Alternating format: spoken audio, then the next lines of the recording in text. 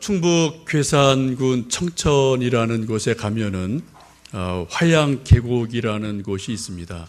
속리산 뒤편이어서 꽤 계곡이 깊고 또 물도 맑고 또 나무도 많고 이렇게 저렇게 주변에 볼 것이 아주 많습니다.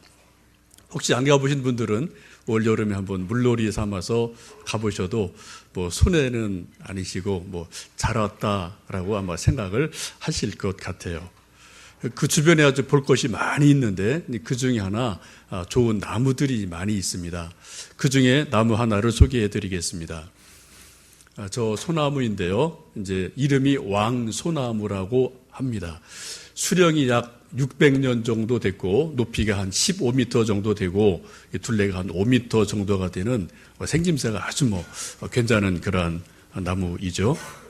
이 나무가 천연기념물 290호로 지정이 된 나무인데 이제 별명은 마치 그 나무 가지를 자세히 보시면은 막 용트림하고 올라가는 것 같이 비틀려 있다고 그래서 그 동네에서는 뭐 용송, 용의 소나무다 그렇게 부르기도 하는 나무입니다.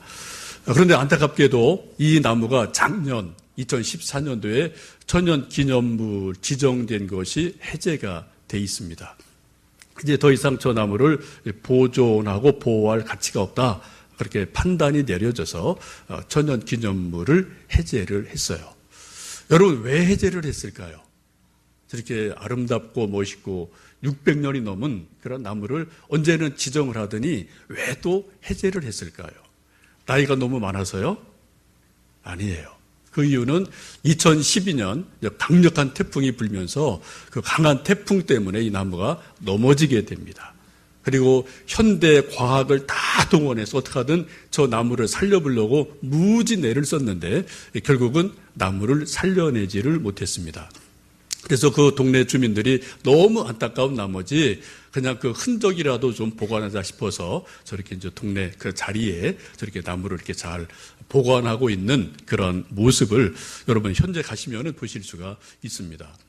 이제 동네 주민들이 너무나 아깝고 안타까워서 이 나무를 대체할 게 뭐가 없는가? 뭐 똑같은 건 아니지만 그래 쭉 이제 여러 가지 전문가들이 연구를 해봐서 DNA가 똑같은 나무가 다행히 몇 그루 있어서 그 중에 하나를 선택해서 소위 후계목이라고 잘 키우고 있는 것을 여러분 현장에 가시면은 보실 수가 있습니다. 혹 올 여름에 휴가를 맞으시면 한번 뭐 바람쐬러 한번 가시면 저거 말고도 거기 볼만한 게 여러 가지가 꽤 있는 아주 괜찮은 그런 계곡이기도 합니다. 여러분, 나무가 아무리 크고 아름다워도 한번 딱 넘어지면 그건 더 이상 소나무가 아닙니다. 그냥 고목에 불과합니다. 아무리 겉모습이 아름다워도 이 뿌리가 약해버리면, 뿌리와 단절돼 버리면 이처럼 나무가 그냥 한갓 고목에 지나지 않는 그러한 일들이 일어나는 것을 봅니다. 아마 이러한 일은 우리 인생도 마찬가지고 우리 신앙도 마찬가지 같아요. 겉으로 드러난 것도 중요하지만 보이지 않는 뿌리가 어떠하냐, 이것이 훨씬 더 우리 인생이나 우리 믿음에 있어서 보다 근본적이고 중요한 일인 것을 우리들이 스스로 느끼고 깨달을 때가 참으로 많습니다. 오늘 함께 읽으신 본문은 사도 바울이 에베소 교회에 보내는 서신입니다. 에베소 교회의 시작은 사도행전 19장을 보시면 사도 바울이 쭉 전도를 할 때 그때 에베소에 2년간 머물면서 열심히 전도를 합니다. 그리고 얼마간 전도하고 열심히 말씀을 따르는 12명의 제자를 선택을 해서 두란노 서원이라는 곳에서 매일 모여서 성경을 공부를 해요. 그래서 생겨난 교회가 에베소 교회입니다. 에베소를 가보신 분들은 아시지만 거기에는 이제 사도 요한 또 예수님 모친인 마리아가 이제 말년에 쭉 사셨던 그런 흔적들이 있어서 또 이것저것 뭐 볼만한 것들이 꽤 많이 있음도 이제 보게 됩니다. 거기 두란노라는 서원에서 2년간 가르치는데 이 두란노 서원 한번 여러분 조금 익숙한 이름일 것 같아요. 우리 한국에도 많은 기독교 출판사가 있는데 그중에 아주 좋은 출판사 중에 하나가 두란노라는 그런 출판사가 있습니다. 이건 한 30여 년 전에 하용조 목사님이 이제 워낙 그분이 이제 병이 많으신 분이라 병상에서 누워서 성경을 읽고 묵상을 하다가 어느 날 사도행전 19장을 읽고 묵상하다가 두란노 서원이라는 그 말이, 또 그때 사도 바울이 했던 그런 것들이 깊이 묵상이 되면서 두란노 서원을 좀 한국에도 세우면 좋겠다. 그래서 그분이 기도 중에 세운 것이 두란노라는 출판사고, 거기서 많은 책들을 만들어내고 있습니다. 저 개인적으로 감사한 것은 제가 이제 몇 년 전에 감정 치유 기도라는 책을 두란노에서 만들어내게 돼서 저에게는 큰 기쁨이고, 또 저게도 이런저런 좀 관련이 있는 곳이어서 좀 마음도 조금은 더 가는 그러한 곳이기도 합니다. 에베소에 이제 사도 바울이 편지를 보내게 되는데, 이때 사도 바울의 상황은 로마 옥에 갇혀 있는 그러한 상태였습니다. 그래서 지금 바람결의 인편에 에베소 교회가 이렇다 저렇다 이런 소문이 계속 들려오는데, 뭔가를 자기가 좀 역할을 하고 싶은데 자기가 옥에 갇혀 있기 때문에 도저히 몸으로 갈 수가 없어요. 그래서 할 수 없이 그 대신 하는 것이 편지를 써서 사도 바울의 마음을 에베소 교인들에게 전달하게 됩니다. 그래서 우리가 이 에베소서를 흔히 일컬어서 옥중서신이다라고 말을 하죠. 옥에서 써서 보낸 편지다라고 말씀을 하고 있습니다. 지금 사도 바울이 여러 가지 이제 옥중서신에서 자기의 마음을 전달하고, 또 그들에게 교훈도 하고 권면도 하고 때로 책망도 하고 이런 말씀을 쭉 보내고 있는데, 오늘 함께 읽으신 3장의 말씀을 보시면 이것은 사도 바울이 에베소 교회를 위해서 내가 옥에 갇혀 있지만 너희를 생각하면서 내가 이렇게 기도를 한다라는 사도 바울의 기도문인 것을 이 말씀 속에서 보게 됩니다. 지금 참으로 마음은 너무 간절해서 할 수만 있으면 몸으로 당장 에베소에 달려가서 이건 이렇고 저건 저렇다, 이건 이렇게 해라 저렇게 해라, 자기가 이렇게 애정을 준 교회이기 때문에 말을 하고 싶지만 그럴 수 없거든요. 그 간절한 마음을 편지에 담아서 지금 보내고 있습니다. 그 말씀 가운데 우리가 눈여겨볼 말씀이 15절 말씀을 좀 보시면 이렇게 말씀합니다. 이름을 주신 아버지 앞에 무릎을 꿇고 비노니. 지금 옥에 갇혀있는 사도 바울이 몸은 간절하지만, 마음은 간절하지만 몸이 갈 수가 없어요. 그러니까 옥에 갇혀서 그 간절한 마음, 그 절절한 마음을 대신 하나님 앞에 기도할 수밖에 없는 그러한 안타까움을 그렇게 말하죠. 내가 옥에 갇혀 있지만 내가 너희를 생각하며 하나님 앞에 무릎을 꿇고 기도한다 라고 고백을 하고 있습니다. 여러분, 우리가 기도할 때는 다양한 방법으로 기도합니다. 말로 기도하고 입술로 기도하고 소리 내서 기도해요. 또 어떤 때는 생각을 가다듬어서 조용한 가운데 묵상하며 기도할 때도 있습니다. 또 어떤 때는 우리가 몸으로 기도할 때도 있습니다. 성경 보시면 예수님도 그런 말씀 하시잖아요. 바리새인들 향해서 사거리에 서서 손을 들고 기도하는 거 그거 좀 다시 한번 생각해 보아야 된다. 그런 말씀을 하시면서 골방에 들어가서 기도해라, 이런 말씀을 하시지 않습니까?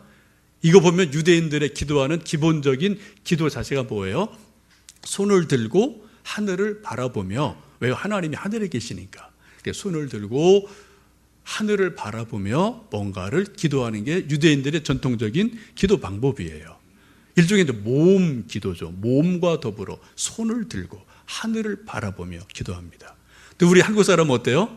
고개를 숙이고, 하늘 안 봐요. 고개를 숙이고 손을 모으고, 더 경건하든지 간절하면은 무릎을 꿇고, 그리고 기도할 때가 종종 우리에게 있습니다.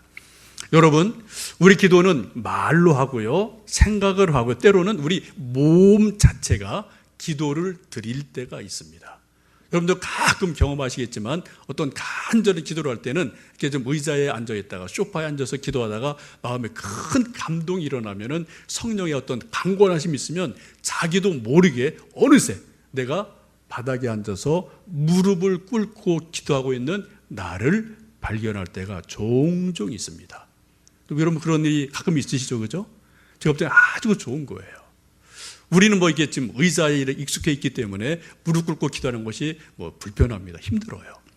근데 가끔은 성령의 감동하심 때문에, 아니면 그 기도가 너무나 절절하기 때문에 나도 모르게 무릎을 꿇으며 하나님께 나갈 때가 있어요.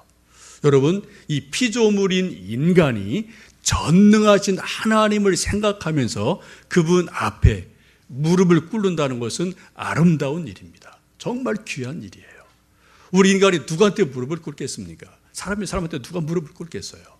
거의 뭐 없거든요. 그러나 우리 인간이 전능하신 하나님 앞에 무릎을 꿇는다는 것, 이것은 위대한 일임에 틀림이 없습니다. 지금 사도 바울이 옥에 갇혀있는 부자회함 속에서 이제 에베소 교회를 생각하면서 너무 마음이 간절하니까 자기도 모르게 그들을 위해서 중보하며 기도하는데 무릎을 꿇고 내가 너희를 생각하며 이렇게 저렇게 기도한다라고 고백을 하고 있습니다. 혹시 여러분도 기도하시다가 좀 무릎을 꿇고 싶다 그런 감동이 일어나시면은 한번 해보셔요. 힘은 좀 들어요. 그런데 여러분, 무릎을 꿇고 기도해 보시면 기도 마음 자세가 달라지고요, 기도 내용이 달라지고요, 뭔가 달라지는 게 분명히 있어요. 한번 그런 감동이 있으시면 한번 해보시면 좋겠습니다. 지금 사도 바울이 무릎을 꿇고 그들을 생각하며 간절히 중보 기도를 드리는데, 그 기도 드리는 기도의 내용이 무엇입니까? 16절에 그렇게 말씀합니다. 우리 한번 16절 말씀을 같이 읽어보십니다. 그의 영광의 풍성함을 따라 그의 성령으로 말미암아 너희 속사람을 강건하게 하시오며. 처음 드리는 기도가 너희의 속사람을 성령의 능력으로 강건하게 해주시기를 기도한다라고 기도를 하고 있습니다. 우리 사람은 두 가지 면이 있죠. 겉모습이 있고 안이 있습니다. 우리 몸이 있고 조금 더 우리 몸에 들어가면은 우리 눈에 안 보이지만 분명히 마음이 있고 영혼이 분명히 우리 속에 있어요. 지금 사도 바울이 관심 갖는 게 뭡니까? 너희 건강을 위해서 기도한다. 그게 아니고 너희 속사람이 강건해지기를 기도한다라고 말씀하고 있습니다. 요즘 우리가 이 세상을 살면서 아마 좀 하나님의 은혜로 또 여러 가지 이제 우리 선배들의 수고로 이제 먹고 마시는 것은 거의 다 해결이 돼서 이제 뭐 전부 다 건강은 웬만큼 좋아진 것 같아요. 특별히 우리 자녀들 보면은 우리 부모님 세대보다는 키도 훌쩍 더 크고요, 뭐 덩치도 크고요, 또 다 뭐 아주 우리 외적인 것은 훨씬 더 건강한 일이 있어서 참 감사한 일입니다. 근데 가만히 보면은 우리 부모님 세대와 자녀 세대에 약간의 차이점이 있다면, 외모는 그렇게 좀 훌륭한 것 같은데 좀 속을 보면 부모님 세대보다는 뭔가 좀 약한 것 같아요. 소위 뭐 끈기, 어떤 뭐 인내심, 지구력, 뭐 어떤 근성, 승부욕, 이런 것들이 우리 부모님 세대와는 이렇게 우리 자녀들이 좀 다르지 않나, 그런 안타까움을 종종 가질 때가 있습니다. 여러분, 겉사람은 아주 건강해 보이는데 속이 허약하단 말이죠. 이 속사람 어떻게 건강하게 강건하게 만들 수가 있을까요? 어떠한 처방이 있을까요? 한번 여러분 나름대로 그런 뭐 처방이나 경험이 있으시면 한번 좀 뭐 나누어 주셔도 좋을 것 같아요.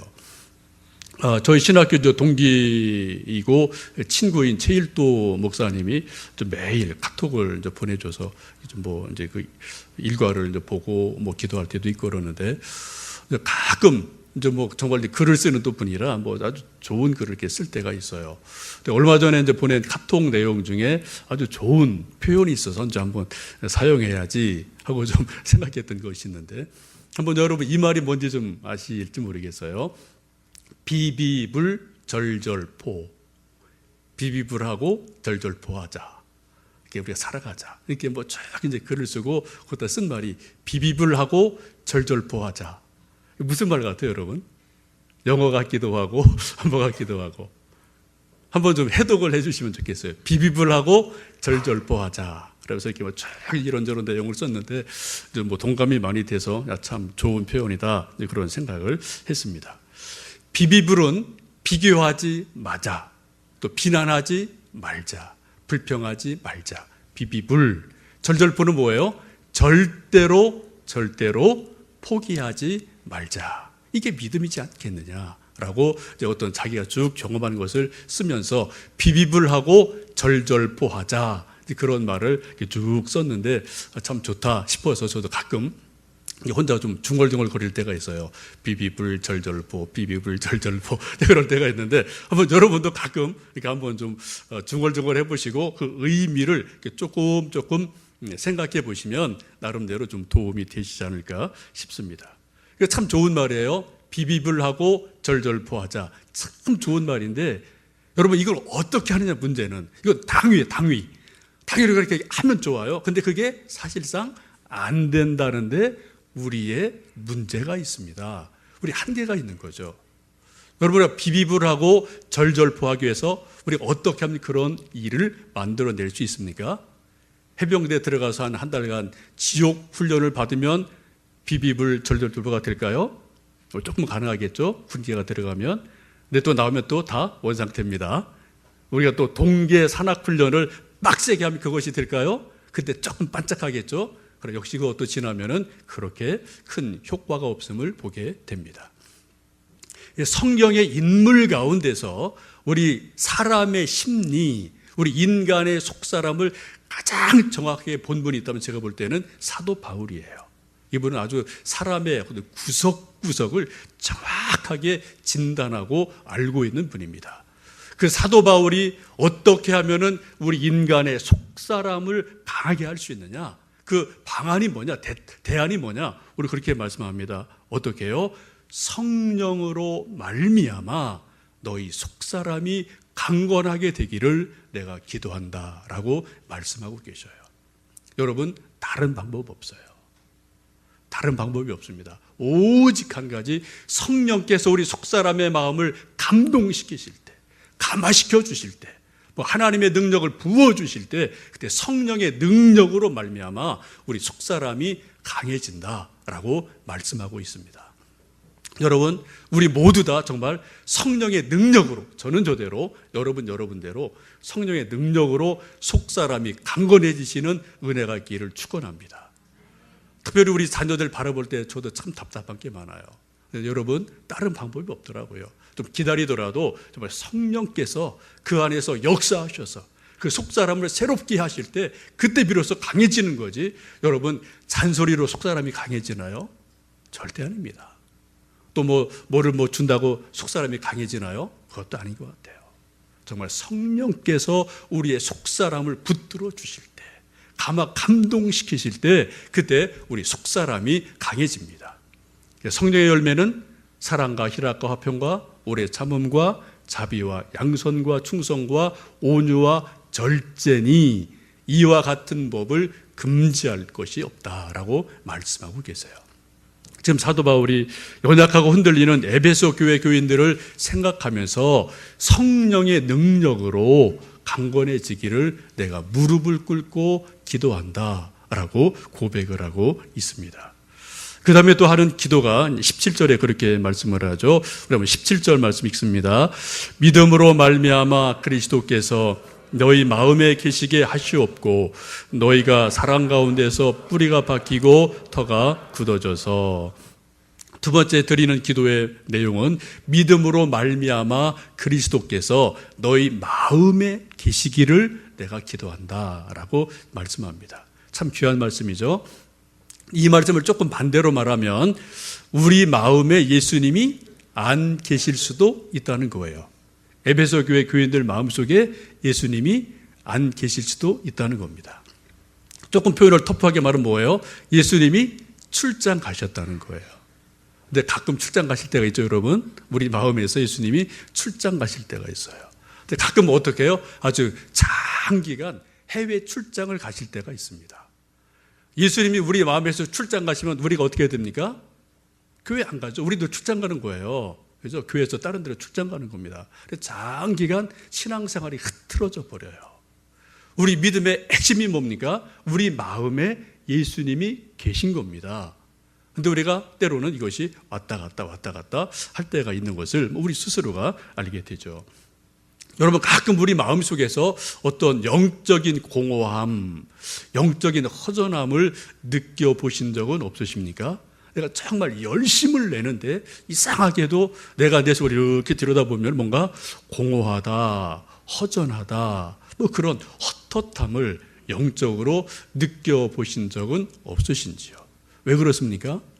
이 말씀을 비춰보면은 예수님이 내 안에 계시지 않다는 거예요. 나는 그렇게 알고 있는데 실제로는 그렇지 않다는 거죠. 근데 그것을 어떻게 우리가 예수님이 내 안에 계시도록 할 수가 있습니까? 오늘 말씀 보시면은 믿음으로 말미암아 그리스도께서 너희 안에 계시게 하시기를 내가 기도한다 라고 말씀합니다. 믿음은 현재 진행형입니다. 오늘의 문제입니다. 현재 문제입니다. 과거의 문제가 아니거든요. 그리고 그거대로 의미가 있지만 거기가 지나간 거예요. 믿음은 오늘 지금 여기예요. 여러분 좀 나이 드신 분들, 조금 연세 드신 분들은 건강이 작년만 하지 못하다 이제 그런 말씀을 이제 뭐 웃으면서 하실 때가 있어요. 저희 아버님 연세가 이제 올해 90이신데 정말 제가 딱 봐도 작년이랑 너무 달라지셨어요. 작년에 이제 간단한 큰 거 아니고 간단한 수술을 조금 하신 게 있거든요. 가을철에. 근데 겨울 동안 꼼짝을 못 하시더라고요. 지금은 또 바깥 출입을 못 하세요.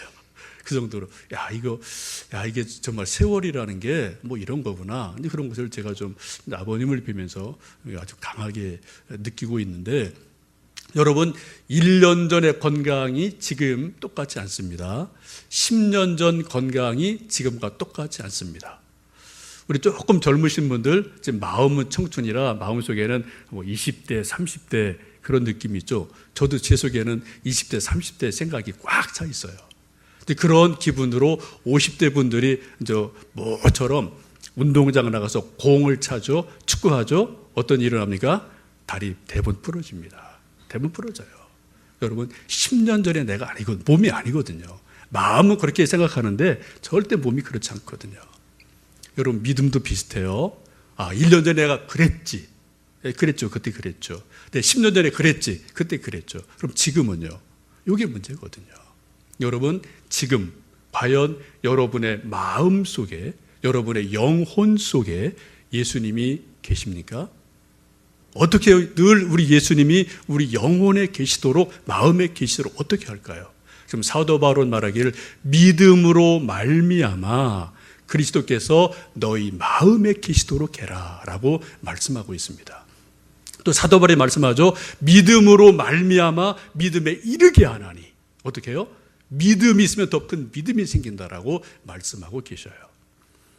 여러분 믿음을 강하게 하는 가장 좋은 비결은 오늘 내 믿음을 새롭게 고백함으로 믿음으로 말미암아 예수 그리스도께서 내 마음에 계심을 고백하고 확인하고 기도하는 것이 너무나 중요한 것을 말씀하고 있습니다. 이제 저희들이 고전 읽기를 이제 다 마쳤는데요. 2월 달에 읽었던 책이 로렌스의 하나님의 임재 연습이라는 책을 어제까지 다 읽고 이제 마무리를 했습니다. 함께 하신 분들 감사드리고 또 뭐 이제 개인적으로 읽은 분들도 뭐 다 유익함이 있으실 텐데 저도 쭉 읽으면서 이제 몇 가지 기억에 나는 것은 우리 기독교 2000년 역사에서 그래도 하나님의 임재를 가장 잘 누리고 그렇게 살아갔던 분 하면은 일단 우리 후대들이 그 대표적인 분을 로렌스라는 분으로 꼽는다는 거죠. 그래 한 300년이 지난 지금도 그렇게 막 그것이 책이 읽혀지고 회자가 되고 있는 거거든요. 근데 그 로렌스라는 분이 계속 그 책에서 강조하고 있는 게 뭡니까? 하나님의 임재, 오늘 하나님이 나와 함께 하신다. 내가 하나님과 함께 하신다. 그거를 어떻게 알고 느끼고 그렇게 살아가느냐. 이제 이 문제를 계속 고민하는 그러한 일들이죠. 거기 이제 반복되는 말이 그런 게 있습니다. 로렌스가 하는 말이 하나님을 의식해라. 의도적으로 하나님을 생각해라. 그런 표현이 아주 많이 나와요. 그리고 하나님과 끊임없이 대화를 해라. 또 이런 표현도 있습니다. 마치 이 세상에 하나님이 딱 한 분 계시고 이 세상에는 다른 사람이 아무도 없고 오직 인간은 딱 나 혼자 있는 것처럼 생각을 해보고 그런 생각을 가지고 하나님께 기도하며 나가봐라.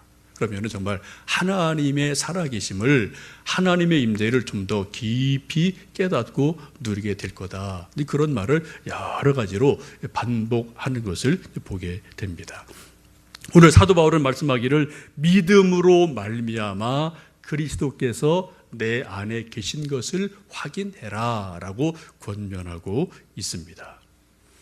18절, 19절에 또 아주 귀한 말씀을 하고 있습니다. 우리 한번 18절, 19절 말씀을 읽어보시겠습니다. 능히 모든 성도와 함께 지식에 넘치는 그리스도의 사랑을 알고 그 너비와 길이와 높이와 깊이가 어떠함을 깨달아 하나님의 모든 충만하신 것으로 너희에게 충만하게 하시기를 구하노라. 아멘. 지금 사도 바울이 또 이제 더불어 말하는 것은 믿음이 자라감에 있어서 모든 성도와 함께 자라갔으면 좋겠다. 함께 자라가면서 하나님의 사랑이 얼마나 큰지, 얼마나 높은지, 얼마나 깊은지, 얼마나 넓은지 그것을 좀 깨달아가고 누렸으면 좋겠다라고 이야기를 하고 있습니다. 여러분 가끔 여름철에 이제 아이들과 더불어서 집에서 간단하게 뭐 이제 물놀이 수영할 때가 있을 거예요. 어린 아이들이 있을 때. 그래서 요만한 다라에다 놓으면은 애들이 뭐예요? 요만큼은 그 풀장 요만큼 노는 거예요. 근데 조금 큰데 풀장 가면 이만한 풀장 가면은 이만큼 놀 수 있는 겁니다. 저쪽에 강이나 바다를 가면은 거의 무한대로 물을 즐기고 놀 수가 있는 거예요. 이게 하나님의 누림입니다. 우리의 믿음 그릇이 얼마나 크냐 이거예요. 지금 그거를 지금 사도 바울이 도전하고 있는 거예요. 하나님의 그 사랑의 크심이 얼마나 넓은지, 얼마나 높은지, 얼마나 깊은지, 그것이 얼마나 큰지를 좀 알고 그 풍성함을 누렸으면 좋겠다라고 권면을 하고 기도를 하고 있습니다. 근데 그 하나님의 크심을 알아가는 방법이 무엇입니까? 오늘 18절 보시면 아주 중요한 말씀이 있어요. 능히 모든 성도와 함께 지식에 넘치는 그리스도의 사랑을 알아가라 라고 말합니다. 어떻게 해요? 모든 성도와 함께, 모든 성도와 함께 그것을 알아가라 라고 말씀합니다. 우리 기독교 신앙의 특징은 개인적으로 성장하는 게 분명히 있습니다. 근데 또 교회는 뭐예요? 공동체로 성장하는 거예요. 그래서 더불어 함께 성장할 때 더 큰 믿음의 성장이 있음을 우리가 경험을 합니다.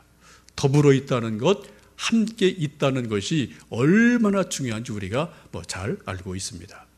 좀 실제 이게 있었던 일인데요. 하나의 사진을 좀 통해서 더불어 있는 것, 함께 있는 게 얼마나 중요한지 한번 좀 보시면 좋겠습니다. 1955년 10월 달 미국의 한 병원에 쌍둥이 아기가 태어났습니다. 근데 이 아기가 출산일보다 한 12주 빨리 태어났어요. 그러면 1kg 조금 넘는 아주 연약한 상태로 아기가 태어나게 됐습니다. 그중에 특별히 한 아기는 심장에 아주 큰 문제가 있어서 거의 생명 유지가 어려웠습니다. 그래서 이제 의사들이 하여튼 어떻게 하든 인큐베이터에 넣고 이 아이들을 살리려고 무진 애를 썼는데 건강한 아이는 그래도 괜찮은데 심장에 질환이 있는 아이는 이게 시름시름 점점점 시들어가는 그러한 위기를 맞게 되죠. 근데 한 간호사가 옛날 자기가 유럽에서 뭔가를 좀 배운 게 있거든요. 그래 언뜻 그 생각이 나서 의료진에게 강력하게 요청을 합니다. 한번 우리가 이런 걸 해보자. 그래서 이 아이가 원래 한 엄마 뱃속에 있었으니까 두 아이를 그런 상황으로 만들어주면 혹시라도 좋은 일이 있지 않을까. 그래서 흩어져 있던 두 아기를 한 인큐베이터에 이제 넣게 됩니다. 그랬더니 얼마 지나서 놀라운 일이 일어나죠. 조금 건강한 아이가 어느샌가 좀 약한 그 아이에게 손을 얹어주는 거예요. 그 사진입니다. 이제 손 얹은 애가 건강한 아이고 이렇게 하고 있는 애가 좀 약한 애예요. 시름시름 앓던 애가 이런 손을 잡아주고 포옹을 하고 있으면서 얼마가 시간이 쭉 지나면서 놀랍게도 그 심장이 약해서 시름시름하던 아이가 조금씩 기력을 회복하게 됩니다. 그리고 정상적인 나이로 자라게 돼요. 20년이 지났습니다. 바로 이런 모습으로 아이들이 자라났습니다. 여러분 이게 함께 있는 거예요. 더불어 있는 거예요. 만약 혼자 있었다면 아마 한 아이는 죽고 말았을 겁니다. 그런데 참 묘하게도 함께 넣었더니 함께 있었더니 함께 자라가면서 생명이 자라는 놀라운 기적을 보게 됩니다. 여러분 우리 믿음도 우리가 홀로 자라갈 때가 분명히 있어요. 그러나 때로는 우리가 함께 자라갈 때 우리 믿음이 더 크게 더 든든하게 자라갈 수 있음을 믿습니다. 나무가 홀로 있으면은 아름다울 수 있지만 또 바람에 넘어질 수도 있거든요. 우리가 산에 가보시면 나무들이 막 뿌리가 얽히고 설켜 있는 그런 많은 모습을 여러분 보실 수 있습니다. 뭐 저런 소나무든지 또 이름 모를 잡목들이 서로 뿌리를 막 얽히고 설키면서 이렇게 저렇게 있는 모습을 여러분 뭐 등산하다 보시면 매일매일 보시는 우리 일상의 모습이기도 합니다. 여러분 바로 저기에 놀라운 신비가 있어요. 함께 뿌리와 뿌리를 얽히고 설켰더니 비바람이 와도 넘어지지 않는다는 겁니다. 저 뿌리들이 되게 불편할 거예요. 왜 내 뿌리 위에 너가 막 자꾸 그냥 치고 들어오냐? 왜 또 깔아뭉개느냐? 왜 또 이렇게 얽히느냐? 막 좀 불편할 겁니다. 그런데 어느 정도의 불편함이 있을지 몰라도 놀라운 것은 저렇게 서로가 뿌리가 얽히고 설켰더니 그 서로 잡아주는 힘 때문에 바람이 와도 넘어지지 않는 그러한 은혜가 있음을 보게 됩니다. 바로 여기에 역설이 있는 거죠. 우리 신앙도 마찬가지 같습니다. 우리 각자 개인이 자기 신앙을 지켜야 돼요. 그건 분명합니다. 그러나 우리가 다 완전한 자가 아니기에 우리 서로 이렇게 저렇게 교제하며 격려하며 세워주며 더불어 믿음이 자라가기도 합니다.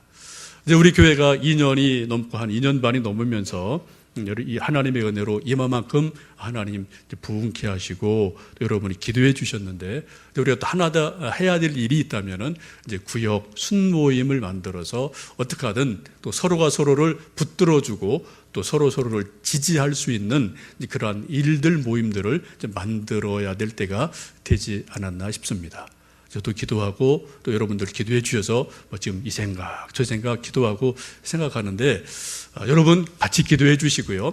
저 나무 뿌리를 생각하시면서 우리가 서로가 이 어떤 모임을 만들면 또 약간 불편한 게 있어요. 전화 오죠. 이러고저러고 또 만나자고 그러죠. 분명히 불편한 게 있습니다. 그럼 분명한 것은 약간의 불편함보다 뭐가요? 서로 붙들어줌으로 함께 성장하는 것이 더 크다. 그 은혜가 훨씬 더 크다. 더불어서 하나님의 사랑을 능력을 더 넓게 깊게 함께 경험하며 자라간다. 이 면을 보시면 좋겠습니다. 기도해 주시고요. 저도 이제 선배나 친구들 이렇게 목회하는 분들이 아주 많아서 이런 저런 것을 얘기 듣고 하는데 다 이제 관심사가 조금 달라요. 그래서 전번에 시드니에서 왔던 저 친구 목사님도 이쪽에 되게 이제 아주 잘하는 목사님인데 그때 한참 얘기를 했더니 제가 10년 정도 하여튼 이런 것 저런 걸 해봤는데 이런 거 해보니까 야 이게 70%가 안 되더라 그런 얘기 하더라고요.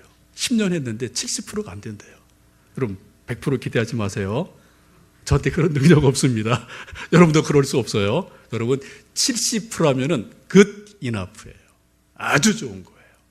그건 모르겠습니다. 우리가 정확하게 이게 몇 프로다 우리가 말할 수는 없지만 그러나 여러분 너무 100% 생각하지 마시고요. 어느 정도 되시면 그 은혜가 족한 줄로 아시고 또 서로 약한 가운데 붙들어주고 세워주면서 또 격려하면서 참으로 뿌리와 뿌리가 얽히고 설키면서 더불어 자라가고 더불어 성장하고 더불어 꽃 피우는 그러한 은혜가 우리 모임 안에 교회 안에 앞으로 주실 순모임 안에 있어지기를 간절히 축원합니다. 기도하시겠습니다.